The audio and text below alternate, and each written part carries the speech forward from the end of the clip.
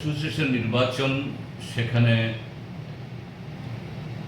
যারা ধর্মনিরপেক্ষ এবং গণতান্ত্রিক রাজনৈতিক ভাবধারার সাথে যারা আছেন, সোজা কথা বামপন্থী এবং কংগ্রেস, যারা এই সাম্প্রদায়িক রাজনীতির বিরোধী, তারা সংবিধান বাঁচানো মঞ্চের নামে বিগত দিনগুলো লড়েছেন, এবারও লড়ছেন। এবং আমার দৃঢ় বিশ্বাস, আমাদের যে রাজ্যের যারা আইন ব্যবসাতে যুক্ত আছেন, তারা তো গত 8 বছর এই ত্রিপুরা রাজ্যের মধ্যে সংবিধান কীভাবে বিপন্ন হচ্ছে আরও ভালোভাবে প্রত্যক্ষ করছেন।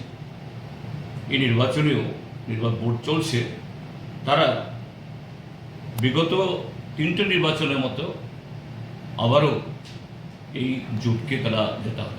অন্যদিকে আইনজীবী উন্নয়ন মঞ্চ না উন্নয়ন মঞ্চ নাম এটা হয়েছে, সোজা কথা কারা, তারা বিজেপি। আর আইনজীবী উন্নয়ন কি আবার, কি অদ্ভুত কথাবার্তা।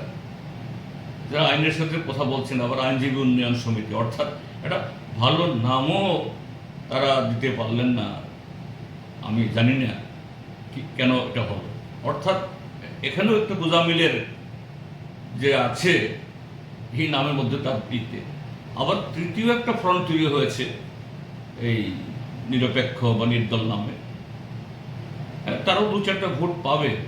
কিন্তু সব মিলিয়ে আমার দৃঢ় বিশ্বাস যে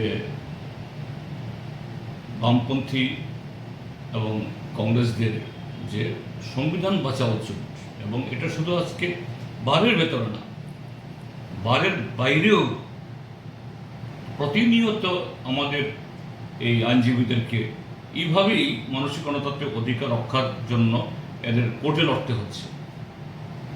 সেই লড়াইটা এই বারের নির্বাচনেও তার প্রতিফলন করবে, এটা আমি দৃঢ় আশা পোষণ